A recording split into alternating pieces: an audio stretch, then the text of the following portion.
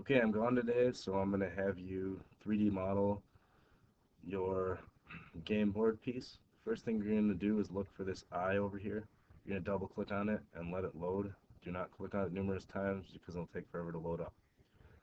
Once you have double clicked on it and once it is loaded, you are going to open it up like this. It's going to look exactly like this. You will click on part. You're just going to be making a part, so we're going to use part.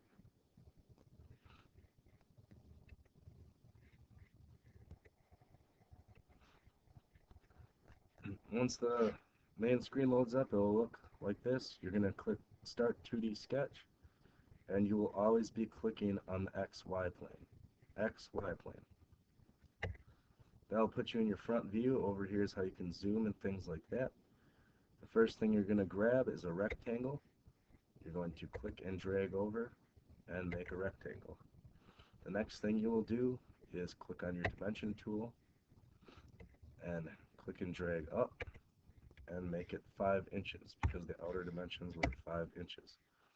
If it disappears like that, click on front because it'll zoom you back into the front.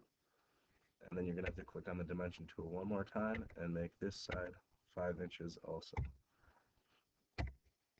That should give you a perfect square to work with. If your dimensions are off a little bit, drag it up. And now you have your 5 inch by 5 inch square that you'll be working with. The next thing that we're going to do is go to 3D model, extrude, and I like to click on, to get this box right here, click on this little black arrow.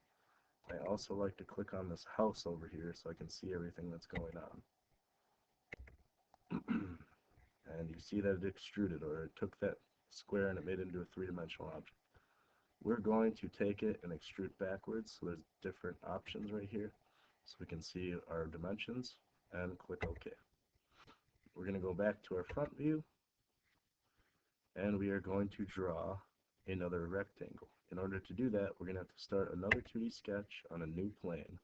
We have a sketch underneath here already, which is our rectangle. We're going to make another one to make our 3 inch by 3 inch rectangle.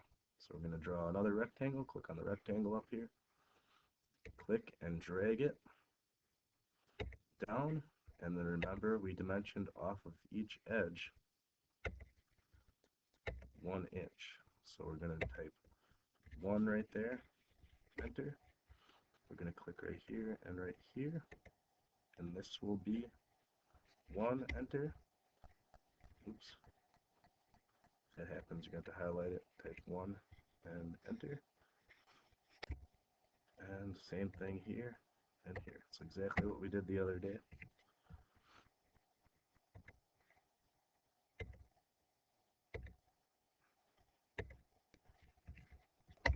So now we have a 3 inch by 3 inch rectangle. If you want to check that, we can click on these two, and you see that that's 3 inches by 3 inches. I'm not going to put that in there because now I'm going to start doing my grid squares.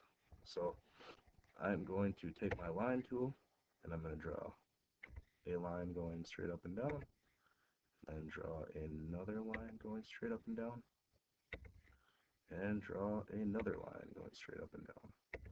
And I'm going to take my dimension tool and I'm going to click and make sure that's 0.75.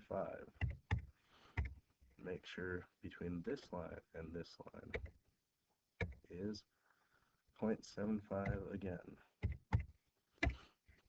This line and this line, 0.75. And then by default, this one should already be 0.75, so we don't have to put that one in. Do the same thing over here. Click and do 3 lines. 1, 2, 3 lines. Dimension them to 0.75 between this line, 0.75 between this line and this line, 0.75 this line and this line, 0.75, and by default, these lines, this one should be 0.75. Good, so I don't have to put that in there. Now we have our grid square that we're going to use to drill our holes with. Remember, we're going to drill our holes everywhere but in the corners. So now we're going to take our 3D model tool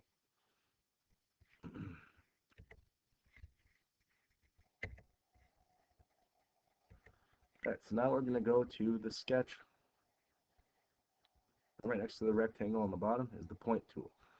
That's the same thing as when we are drilling our holes later. We're going to be using a tool to create a little divot so that our drill bit goes in the right spot. This is what we're going to be using to do that. So where the lines meet, we're going to be creating points. So we're going to go and click on all the spots that we're going to be drilling a hole with that point tool. So it should just automatically snap to it. See that I'm creating a bunch of points.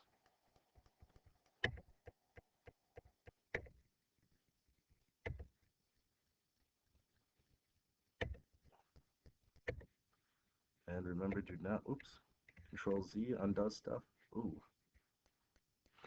Well, didn't want to do that either. Alright, so that point was a little bit off. Click on point again and we'll zoom in and delete that later.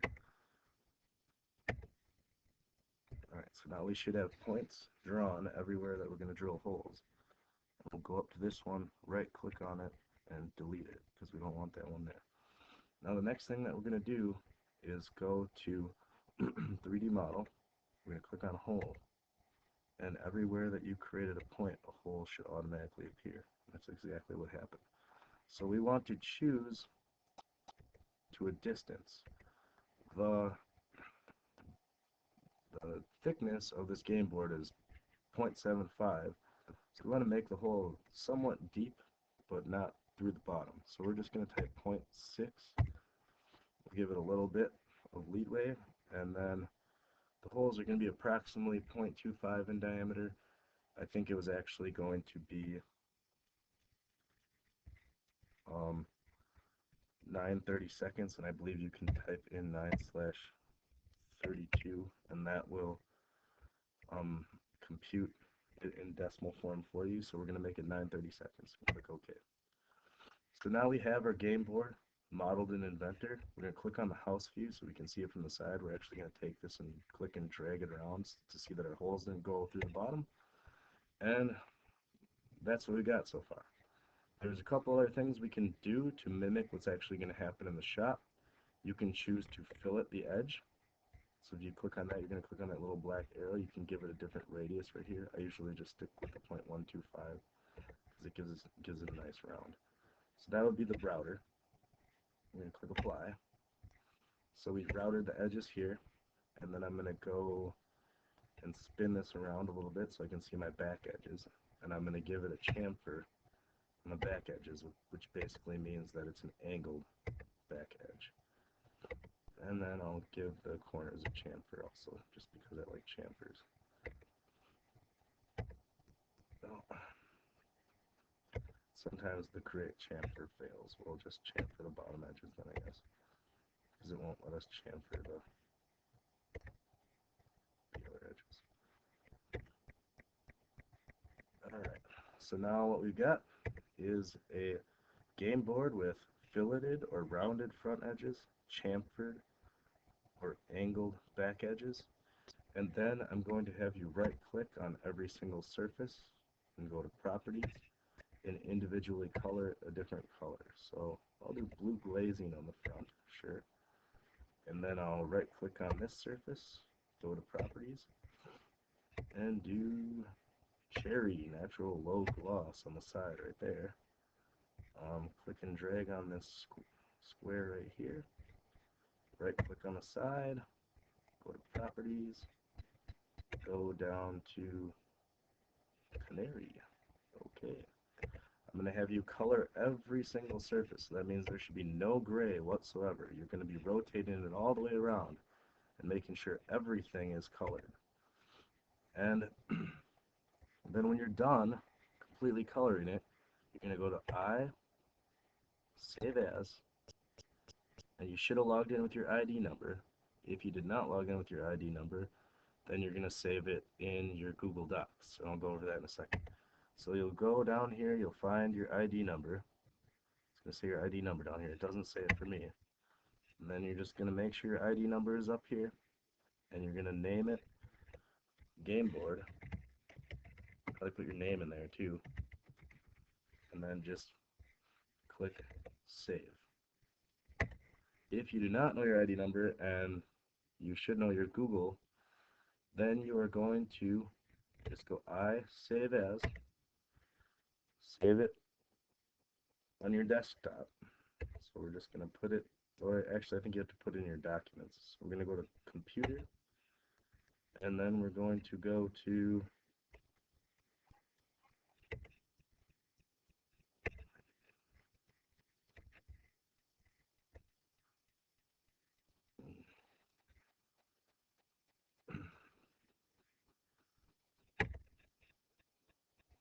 Save. You might have to save it in your documents. I'm going to save it on my desktop. You might have to save it in your documents. Then you're going to have to log in to your Google.